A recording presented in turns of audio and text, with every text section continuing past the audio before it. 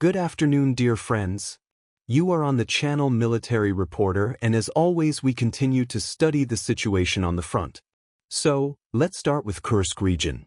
For the last 2 or even 3 days, no special changes have been recorded on any of the maps, but still there is very interesting and important information about the advance of Russian troops by several hundred meters in the area of Avdiivka in Sumy region.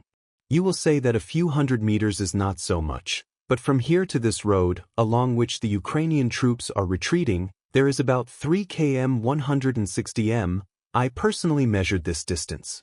Let's go to the American map from the Institute for the Study of War. There is some very interesting information there. This map confirms the advance of Russian troops in the Basov area for yesterday, March 18. Now about what the Ukrainian bridgehead in the Kursk region looks like. The situation here is really very difficult for the AFU, especially near the village of Oleshnya. A visible cauldron is indeed looming here, as Russian troops are advancing from both the north and the south. It may very well be that in the near future this grouping of Ukrainian troops will find itself completely surrounded. And when Russian troops manage to reach the road from Basovka, then that's it, practically the end. In the south of this bridgehead, fighting is going on in the area of Plyov.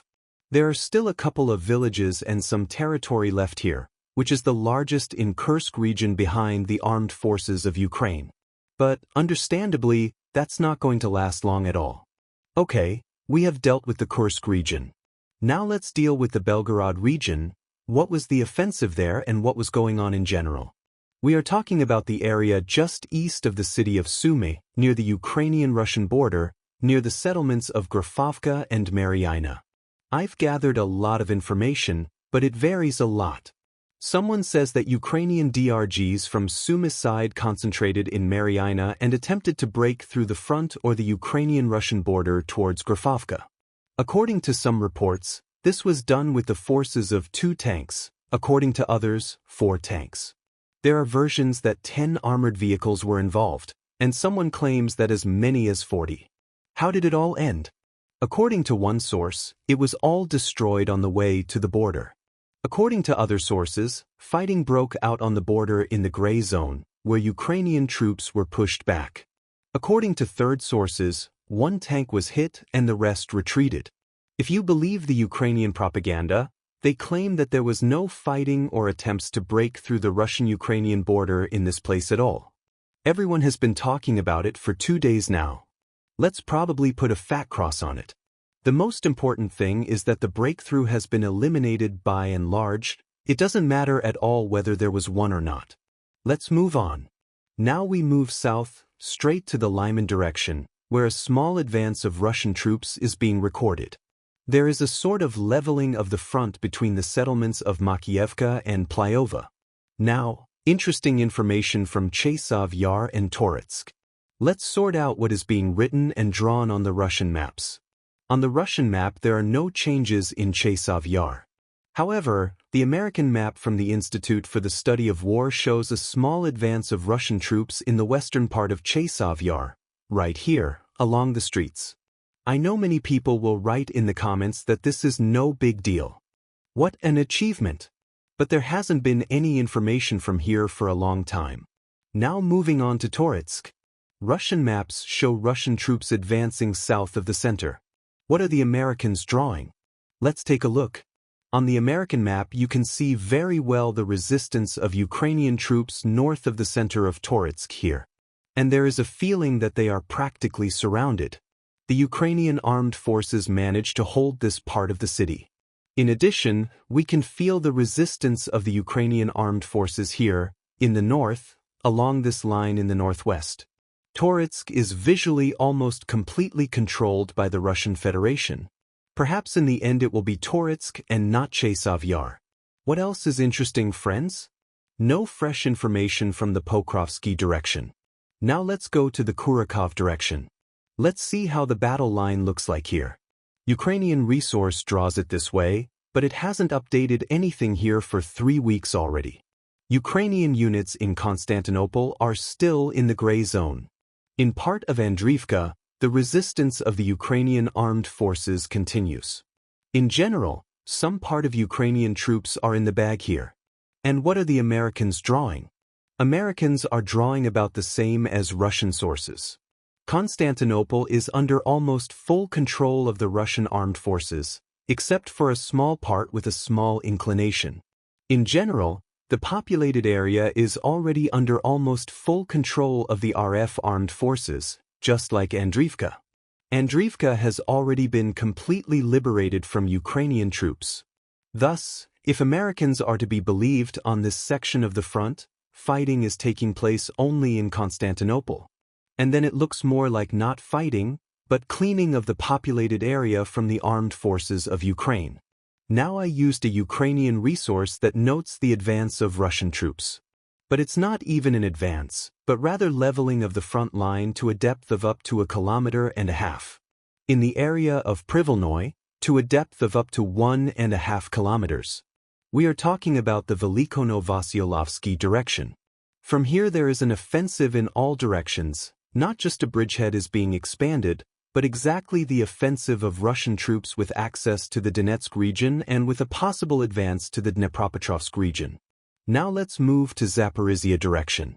The RF armed forces are actively appearing in news reports here.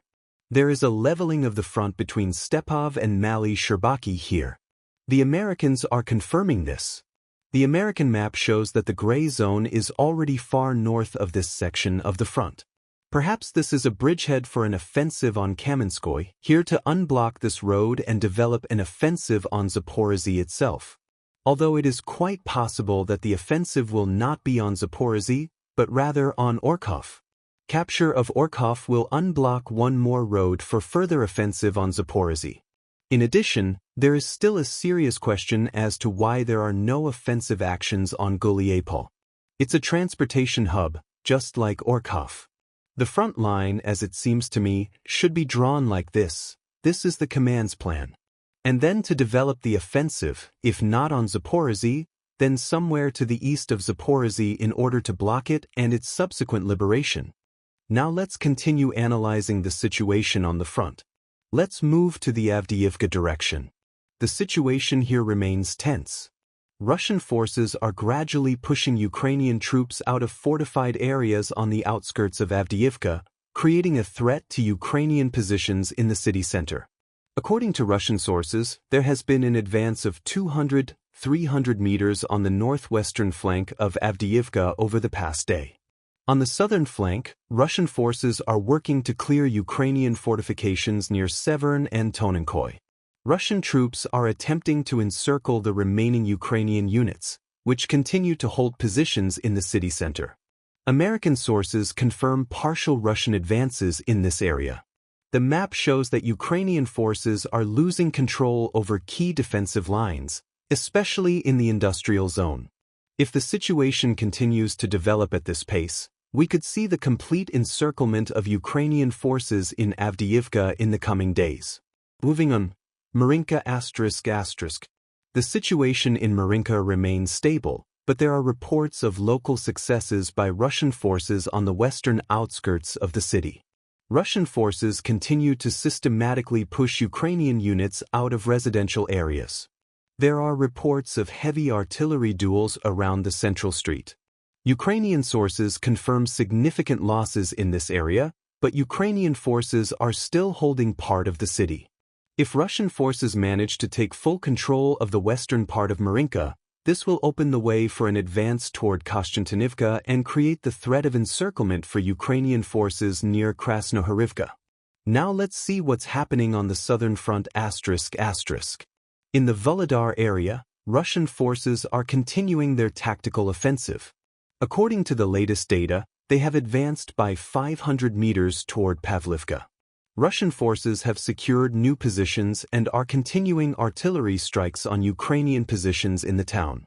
If Russian forces capture Vuhledar, it will open the way toward Bohoyavlenka and Novokrenka, creating a threat to the supply lines of Ukrainian forces in this sector.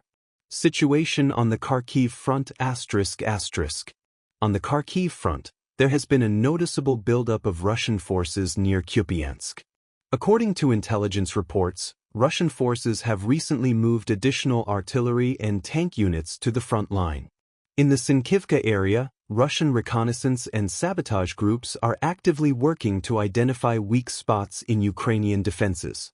There are reports that Russian forces are preparing for a large-scale offensive aimed at encircling Kupyansk and forcing Ukrainian troops to retreat to the western bank of the Oskil River. Now for the Zaporizhia front ***. In the Robotyne area, intense fighting continues. Russian forces have secured positions on the southwestern outskirts of the settlement and are pressing Ukrainian positions toward Verbov. According to Russian sources, Ukrainian forces are attempting to launch counterattacks in this area but have not achieved success. If Russian forces consolidate control over Robotyne, this will open the way for a further advance toward Kurakhove and create a threat to the Ukrainian grouping in the Kamyansk area. Now a bit of analysis ***.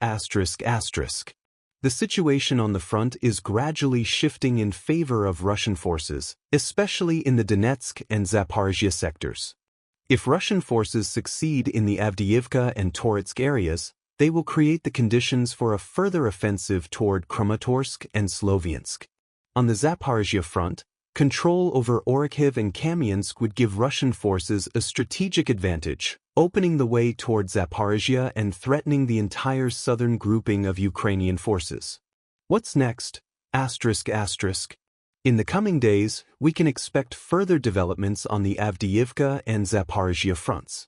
If Russian forces consolidate their gains in these areas, it will create the foundation for larger-scale operations on the Kharkiv and southern fronts. That's all for today. If you like this analysis, don't forget to subscribe and leave a comment.